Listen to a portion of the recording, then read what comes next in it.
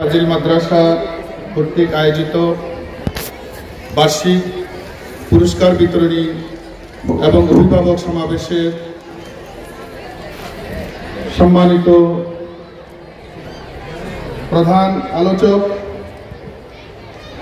লক্ষ্মীপুর তথা সারা বাংলাদেশের সংক্ষিপ্ত আলোচনার মধ্যে দুটি ঘটনার মাধ্যমে, দুটি গল্পের মাধ্যমে ছাত্রদের জন্য একটা শিক্ষণীয় এবং আমাদের সকলের জন্য শিক্ষণীয় দুটি গল্পের মাধ্যমে আমি আলোচনা শেষ করার চেষ্টা করব।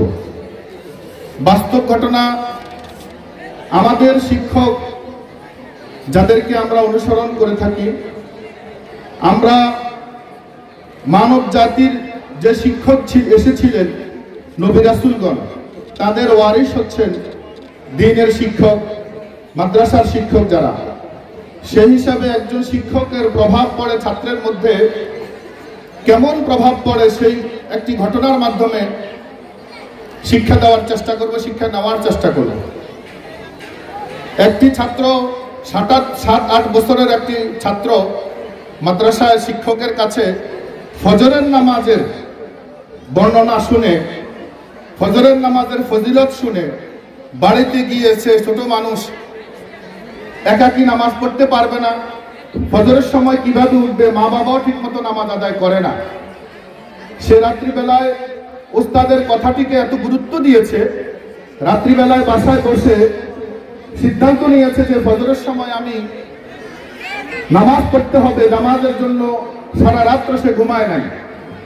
না ঘুমানোর প্রেক্ষিতে, না ঘুমিয়ে সে ফজরের আজান দেওয়ার সাথে সাথে গোপনে কৌশলে দরওয়াজা খুলে বাসা থেকে বেরিয়ে রাস্তায় গিয়েছে। পরে দেখে যে অন্ধকারাচ্ছন্ন মসজিদে যাওয়াটা তার জন্য কষ্টকর হয়ে যাচ্ছে। হঠাৎ দেখতে পেল রাস্তার মধ্যেই একজন বৃদ্ধ মানুষ ঠক ঠক দিয়ে, লাঠি ভর দিয়ে মসজিদের দিকে যাচ্ছে। ছেলেটি তার পিছে পিছে মসজিদে গিয়ে নামাজ আদায় করে গোপনে আবার বাসায় চলে এসে দরওয়াজা বন্ধ করে ঘুমিয়ে রয়েছে। মাদ্রাসার সময় হয়েছে, মা বাবা জোর করে উঠিয়ে আবার তাকে মাদ্রাসায় পাঠিয়েছে। মাদ্রাসা থেকে এসে আবার খাওয়া দাওয়া করে সে দিনের বেলা আবার ঘুম যায়। এভাবে সে চলছে। প্রত্যেক দিন ফজরের নামাজের সময় মসজিদে গিয়ে নামাজ আদায় করে গোপনে দীর্ঘদিন, প্রায় 2-3 মাস হয়ে যাওয়ার পরে হঠাৎ তার ওই বৃদ্ধটি মারা গিয়েছে। বৃদ্ধটি মারা যাওয়ার পরে সে এই বাচ্চাটাই, 7-8 বছরের বাচ্চাটা ক্রন্দন করতে করতে বেহুশ অবস্থা। মা বাবা তো ভাবছে এই বাচ্চা কেন কাঁদতেছে, প্রতিবেশী একটা দাদা মারা গেছে, অন্য বাচ্চার দাদা মারা গেছে, আমাদের বাচ্চা কেন কাঁদছে।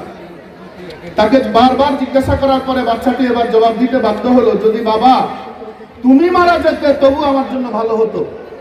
বাবা তো আশ্চর্যান্বিত হয়ে গেছে যে আমার ছেলে আমার মৃত্যু কামনা করছে, কেন, কারণটা কি।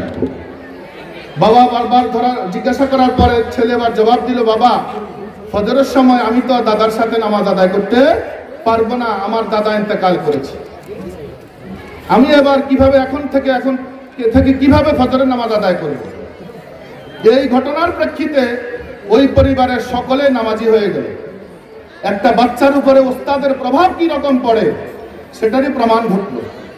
আমাদের এখানে অত্যন্ত সুনামধন্য, সারা বাংলাদেশে যিনি প্রসিদ্ধ একজন আলেম আছেন, তার সামনে আমরা আলোচনা করাটা বেয়াদবির মতোই। আরেকটি ঘটনা দেখেন এর বিপরীত। আমি নাম বলতে চাচ্ছি না, বাংলাদেশের কিছু শিক্ষক তো খারাপ আছে। কোন বিশ্ববিদ্যালয়ের 2টা ছেলে, মা বাবার 2টা ছেলে উচ্চ শিক্ষিত হয়ে ভালো একটা চাকরিও করে।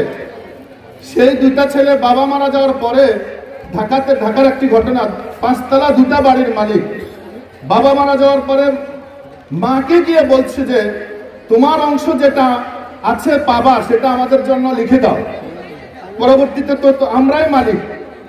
তখন মা বলল, কেন, আমি মারা গেলেও তো তোরাই মালিক। মা রাজি হলো না।